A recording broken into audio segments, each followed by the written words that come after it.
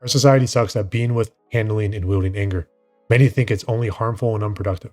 I'm here to say that anger is awesome and incredibly useful and helpful. Most people conflate anger with something that I'm going to mention later, which is why people have such a hard time with it. In this video, I want to map out what to do with anger and how you can wield it so that you can use it well and learn what it's there to teach you. And at the end, I'm going to share 3 different ways that you can improve with anger depending on how you're experiencing it. I'm Ben Lacara, a somatic life coach, and I've clocked thousands of hours helping people feel things more deeply and completely, including anger. Fundamentally, anger, like all feelings, is here to tell you something. And it's here to tell you that either a boundary has been crossed or a need is going unmet. Examples of boundaries being crossed can include things like unwanted touch, such as being physically hit or someone placing a hand on your shoulder or a leg while you're talking to them that you don't want there, unsolicited advice, or violation of privacy, like snooping on your texts or your emails. Examples of needs not being met that can lead to the experience of anger can include things like a need for dignity when you want someone to not yell at you or to call you by your actual name, or a need for an autonomy, so stop micromanaging me, or a need for justice, as if something is very deeply unfair. So these signals come in and they're telling you to be angry. Anger is a activating emotion. It has energy. It wants to move. And if you don't take that energy and act on it and instead suppress it, it's going to cool off into sadness. I'm sure that you know people who are always sad, but they never get angry. If you know those people, or if you happen to be one of those people, then look for your unmet needs and your crossed boundaries. Remember that our society sucks with anger, so moving anger down to sadness actually has a lot of wisdom to it.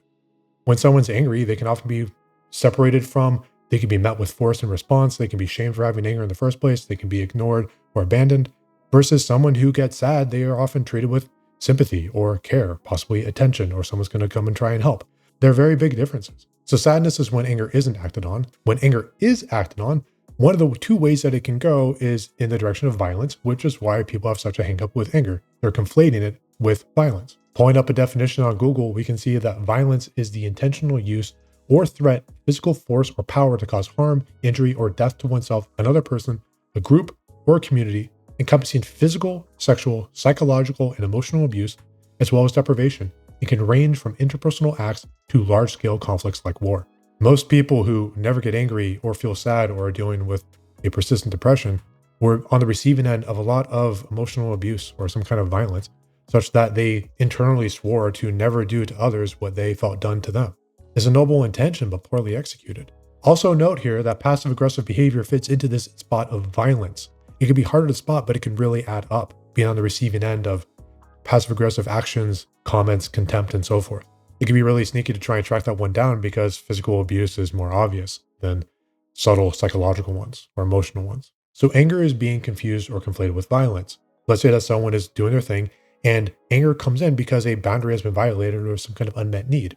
They feel anger, they get this kind of activated energy and it wants to move, but then they conflate it with violence, go, I can't do that. Bad people do that. I'm not one of them. So they don't act on the anger and instead stuff it down and it moves into a place of sadness.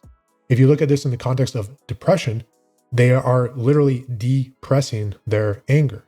I'm not saying that's going to apply to literally all causes of depression. And if you've been doing with that for a long time, it can be very interesting to go and explore anger that's underneath everything, if you can find it and feel it. Eventually that sadness becomes too much and the person blows up into anger or out into violence. That creates more shame and guilt in the person, and that gets them to feel more sad and to clamp down on their anger even harder. Have you ever done that? I certainly have. It's a vicious cycle. Knowing what you're feeling or needing so you can share it with another person really helps here. I have a course about that on School. You can check it out below. So what's our constructive option? A boundary is crossed, an unmet need is found, and we get this energizing anger experience. The constructive thing to do here is to be assertive. And ideally, when the energy comes, you aren't just feeling the anger, but you're also being informed by it so that a boundary is crossed. And then you know what boundary you need to go and assert to hold. Or unmet need is found, and then you can go and assert to get that need met. I get that there's a lot of nuance and it can be really tricky to figure out what is the difference between me being assertive versus that person believing that I'm being violent.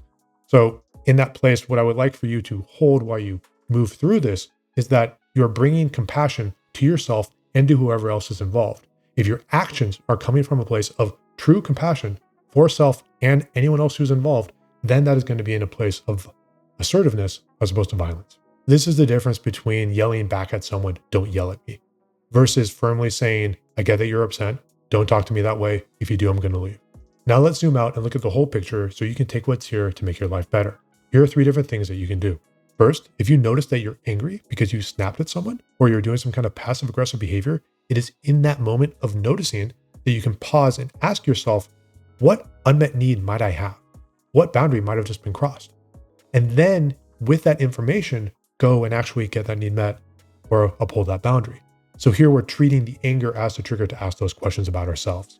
You could also do this honestly with other people. If you notice that they're being angry, then you could seek what is the unmet need, what is the boundary, and see if you can help them if that's appropriate for your relationship with them.